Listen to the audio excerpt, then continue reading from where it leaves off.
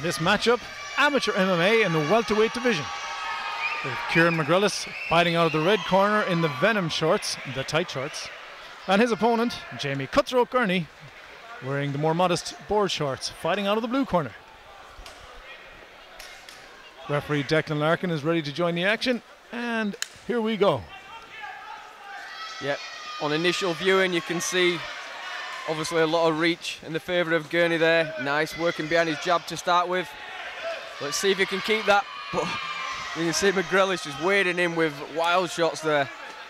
He's found an answer for the range, maybe. Just don't worry about getting hit and get in there. The last time I saw Gurney fight was on the last Clanmore show, actually, and he really impressed me. Took a fight in 10 days' notice and went the distance. And he was delighted talking to me earlier on that he'd had time for a full fight camp for this fight. Yeah, and that really can transform what a fighter can do in the cage, having the confidence. Oh, and look at that, confidence from Gurney though, throwing the hands up, Diaz-esque. Confidence in spades, though he needs to be careful. It looks like McGrellis has a lot of power in those hands. Yeah, it's McGrellis loading up, but he got hit hard there with that left. Those straights are really telling there by Jamie. Yeah, and it's McGrellis, he's just not been able to find his way in and catch any of those heavy shots just yet. Oh, apart from one there, but he's countered. He was quite close that time, and he seems to be finding the range now, but he needs to watch that counter. Gurney's got great strikes leading, but he can also counter pretty good. Yeah, you see he led with that right hand, and it looked to go about 20 metres from one side of the cage to the other. That is a long dude. It certainly is. As they jostle for position. And this is more likely to favour his attributes, you know, being in close there. But you can get these tricky tall guys with long arms, and you can see him snaking the arm round, maybe trying to set up a guillotine. Ooh, the crowd heard that one. Yeah. That was a tough strike in a place that you don't want to be struck. I'm pretty sure that that wasn't intentional, but the crowd here at the Belfast Hall taking umbrage at McGrellis speculating against Jamie Cutthroat Gurney's future offspring. Yeah, and it's very one of those is intentional, but you know you need to have a few moments to just recover and check everything. Yeah, it's not as simple as counting. You need time to recover. And it looked like that before that happened, McGrellis had started to find the answer. He was pushing the clinch, got inside in the range, and maybe found a place where he could start to win this fight. Oh, big overhand right there, just slipped behind the neck. If that would have landed on the chin, that could have been a big shot. And he tries to find it again. Absolutely throwing those shots like he means it. And still the range on the side of Jamie Gurney. He's using it well. Yeah, a bit of blood from the nose there of Gurney now. One of those shots must have got through. And though McGrellis is always just a little bit short on the range, he's pushing forward strongly now. Gurney's still moving around, still as confident he was before he got the shot. Yeah, he's countering well though, is Gurney, when McGrellis comes in. But that's what he doesn't need. He doesn't want to be in this kind of dogfight. No, and he just want to be backing straight up, but McGrellis coming forward, throwing big shots. A couple of those landed, he certainly felt them. We see some blood coming from the nose there now. A nice counter hook there from McGrellis, and he's really confident now. And he's just ploughing forward with the shots. And those leg kicks have slowed down too. One of the things that was made, he tried to sucker him into an uppercut there, did Gurney. Didn't quite catch him, but it was a good punch nonetheless. He tried it a second time there. Yeah, he tried it again, it got through. Didn't land that hard, but it got through. He knows that shot will count later on in the fight. A couple of good leg kicks there to end the round from a very hyped McGrellis. You know, the risk you take when you start showboating is that you're going to anger your opponent. And a shout there on the bell from McGrellis to Gurney saying, "Now, what do you make of that?" And I think Gurney's nose and probably his left leg are telling the tale there a little bit. Yeah, I mean, they'll be sore tomorrow. I'm maybe not feeling it as much now, but yeah, they'll definitely be sore tomorrow. And both guys landed some great shots. It has to be said, both guys in that first round were pretty easy to hit, which made it an entertaining round. But neither man afraid of throwing his shots on the inside. So who do you think shaded that round? It was a tough one to call from my view, but yeah. I'd probably shade it towards Gurney. Yeah, I mean, Gurney started the stronger. McGrellis brought it back round in the latter parts of the round, but you know, it's without a stopwatch in front of me, I won't commit to that one. That's very political of you, Jay. You want to stay out of these fights, you can't be sure you're going to win. Declan Larkin prepares the fighters for the second round. We've cleared the cage. Both slides shut, and here we go for round 2. Yeah, and if McGrellis can go a hard 3 rounds, on 10 days, what can he do with a full camp? What kind of pace can he push? Low kick opens up there for Gurney. He's circling on the outside now is Gurney, using his range. Nice jab getting through there. Yeah, good counter shots. He countered with 3 good shots there from that one punch from McGrellis. Yeah, and this is how you expected the taller man to fight in the first round, Jay. Yeah, definitely. He counters more, but I'd like to see him really establish his jab as well. He was a bit more confident on the front foot in the first round, but he's backing up a little bit more. And certainly some of that due to the tremendous shots that have been thrown in by McGrellis. Yeah, and he does throw him with venom. He's not afraid to really wing that shot over. And another hard leg kick. Nice leg kick in response there by Ciaran. And a body shot there, almost caught by Ciaran McGrellis. And a right just jabs on the way out. You saw that one just get through. I mean, McGrellis seems to have a good chin. He's eating some big shots, but none of them seem to faze him. I think it's those whiskers. That must be it, that extra absorption. Made famous by Conor McGregor.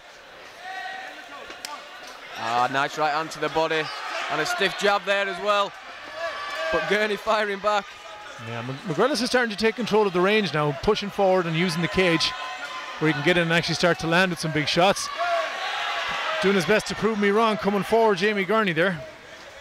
Yeah, I mean, McGrellis is, holding the centre and he's backing his man up. But, Gurney counters well. That's obviously the way he likes to throw, on the counter instead of leading, and he's landing some good shots, but it doesn't look good in the eyes of the judges if you're backing up the whole time. And he ate a big shot there. Big shot there from McGrellis, snapped the head back. And as you say, moving backwards all the time doesn't play well to the judges' scorecards. But he's found a permanent home, it seems, for that leg kick. Yeah, I'm surprised we've not seen Gurney go up high with the kicks just yet. Obviously being the taller guy, long limbs, try and go for that head kick. A bit of a smile there from McGrellis. I think they exchanged a bit of a moment there in the middle of the round.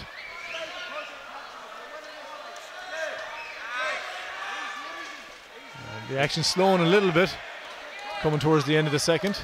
Nice body shot there thrown in by McGrellis. The uppercut again from Gurney. He really likes that shot. He came forward and McGrellis just backed up enough to be just out of range of them shots. That was the opposite of a lot of the shots that McGrellis was throwing in the first round. So he's using the range quite well now too. Nice jabs there from Gurney. That's exactly what he needs to be doing. But McGrellis very confident coming forward. I don't think he really respects the power of Gurney that much because he's never backed up. And you see another pair of big leg kicks there. And those leg kicks were buckling the legs of Gurney. You have to wonder if he can take too many more of those. And we may very well find out in the third round. Yeah, better round for McGrellis. I think he's likely to take that one. But again, Gurney landed a lot of good shots on his own, but just backing up a little too much. Trying to work too much on the counter. If you want to definitively win the round striking, he wants to be moving forward, and because he was getting hit, if you're countering and not getting hit yourself, then obviously it's quite clear, but he was getting hit there from McGrellis. And you can see he's wearing the scars of battle on his face as well. He certainly is. There was a couple of times that on the counter where he might have had a chance to press forward that he didn't take. We saw it once or twice later in the round as well. But as you say, Jay, if he's going to play the countering game, then he needs to be effective at it and not eat as many shots as he has done. So we think possibly a round in the bag for McGrellis. So of course we can throw those first 2 rounds away now, possibly, depending on how the judges saw them. It could be all to play for here in round 3. And neither man has looked too concerned about taking his fight to the ground yet. More than happy to keep it on the feet and fight there.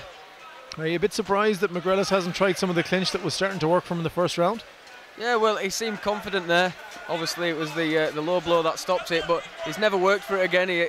He's not even attempted to close the distance and push his man on the fence. I think they might be just enjoying hitting each other. Yeah, but Gurney goes for it, but he gets reversed.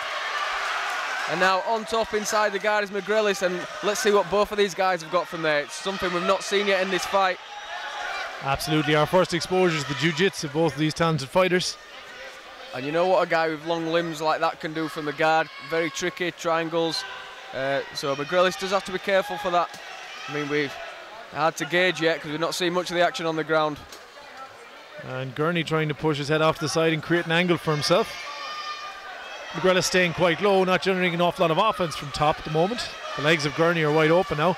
He possibly has an arm in guillotine. Can't quite see from the...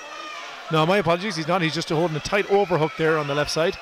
Yeah, the overhook stopping McGrellis from posturing up to get any real offense off from that top position. So he's not eating any shots from there, which is good, but you're not winning the round from the bottom just by holding the man on top. No. Now some body shots there from McGrellis. Tried to land body head. And was about to release his arm from that death grip overhook that Gurney has. Couldn't quite get free. Yeah. Seems a bit contented to stay on top where he is at the moment and just maybe grind out the round. Nice right hand got through there. As soon as he freed his arm from that overhook, he let a big right hand over, and you felt it thud on the skull of Gurney there, just in front of our commentary position. But again, he gets back on the overhook, keeping that elbowing nice and tight, and that's not really allowing McGrellis to get too much offense off from the top. So he's staying safe on his back, Gurney, but hasn't been able to generate much offense himself, apart from an attempt at a sweep there off the cage, which just got him a shot in the head.